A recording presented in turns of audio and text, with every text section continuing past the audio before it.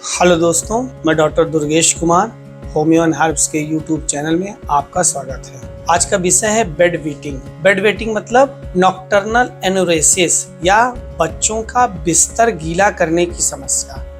बहुत सारे बच्चे एक सर्टेन उम्र के बाद भी बिस्तर गीला कर देते हैं, यानी उन्हें पता भी नहीं चलता और पेशाब कर देते हैं। ऐसा होता है हमारा या उन बच्चों के यूरिनरी ब्लैडर पर कंट्रोल न होने के कारण। समय के साथ साथ हमारे दिमाग यूरिनरी ब्लैडर के मांसपेशियों पर अपना नियंत्रण करता है, यानी जब यूरिन ब्लैडर पूरा भरता है तो हमारे माइंड को एक सिग्नल देता है कि हमारा ब्लैडर पूर्णतया भर गया है, अब इसे इवैक्यूएट करना है।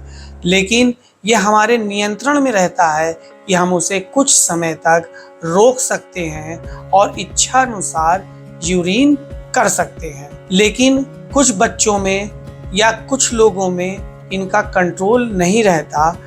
अधिकतम लेडीज या लड़कियां 6 साल की उम्र तक इस पर पूर्ण तरह नियंत्रण प्राप्त कर लेती हैं और बॉयज 7 साल की उम्र तक इस तरह का नियंत्रण प्राप्त कर लेते हैं। अगर यह नियंत्रण इस उम्र के बाद भी नहीं कर पाते हैं तो दवाओं की आवश्यकता होती है। फिर भी बेड वेटिंग के कुछ काज होते हैं, यानी कुछ कारण होते हैं जिनसे यह समस्याएं बढ़ जाती हैं। उसमें सर्वप्रथम कुछ ज़्यादा पानी पीते हैं। अगर आप बहुत ज़्यादा पानी पीते हैं तो पेशाब की टेंडेंसी बढ़ जाएगी और बेड वेटिंग की भी टेंडेंसी बढ़ जाती है। कुछ लोगों में पुअर स्लीप होती है, यानी नींद नहीं आती है, सपने देखते रहते हैं और ब्लैडर कॉन्ट्रैक्ट कर जाता है। कुछ बच्चे जिनमें न्यूरोलॉजिकल डेवलपमेंटल डिफेक्ट भी होता है, यानी वो पैदाइशी उनमें कुछ न्यूरोलॉजी प्रॉब्लम होती है। कुछ लोगों की IQ कम होती है, यानी मंदबुद्धि बच्चे या जिनकी IQ लेवल एक सर्टेन लिमिट से कम होती है, उनमें भी बेड वेटिंग की समस्या ज़्यादा होती है। उसके अलावा इसमें एक और कारण होता है, वह होता है जेनेटिकल, यानी जो माँ बाप अगर बेड वेटिंग से पीड़ित थे या किसी समय तक बेड वेटिंग कर रहे थे तो उनके बच्चों में बेड वेटिंग की समस्याएं ज़्यादा होती। दूसरा, कॉफ़ी या टी का अत्यधिक सेवन।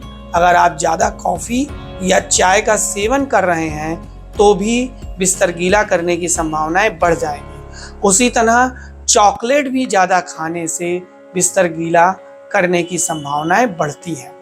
इसके अलावा बड़ों में जो एडल्ट लोग होते हैं उनमें अल्कोहल कंजम्पशन भी इसका एक बहुत बड़ा कारण है।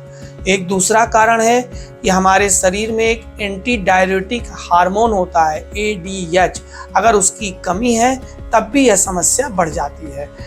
एक अन्य कारण है स्ट्रेस, यानी अगर आप में तनाव है या फियर है या किसी से डर है, भय है, तब भी यह समस्या बढ़ जाएगी। इस समस्या का हमारे होम्योपैथी में बहुत अच्छा निदान है।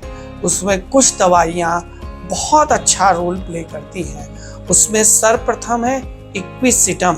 इक्विसिटम 30 नंबर की पोटेंसी में दिन में 3 बार लेने से इसमें काफ़ी लाभ होता है। यह इक्विसिटम नर्वस सिस्टम को कंट्रोल करता है और ब्लैडर कॉन्ट्रैक्शन को मेंटेन करता है, यानी हमारे नियंत्रण में लाने में मदद करता है।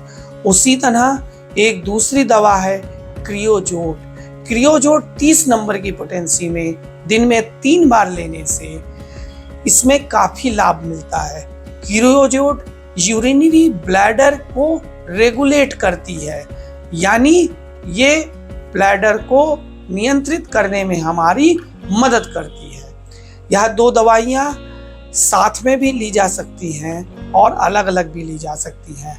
कुछ दिन तक अगर आप 3 से 6 महीने तक इस्तेमाल करते हैं तो आपको लाभ मिलता है। आपको पहले महीने से ही इसमें काफ़ी लाभ मिलना शुरू हो जाता है।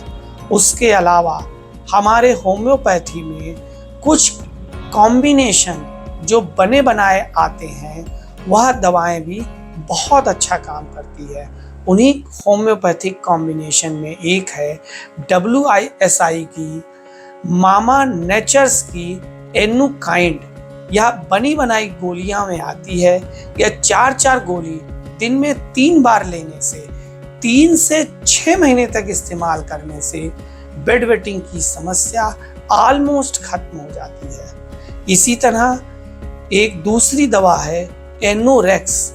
एनोरेक्स भी टैबलेट फॉर्म में होती है। यह 2-2 टैबलेट दिन में 3 बार लेने से काफ़ी लाभ मिलता है।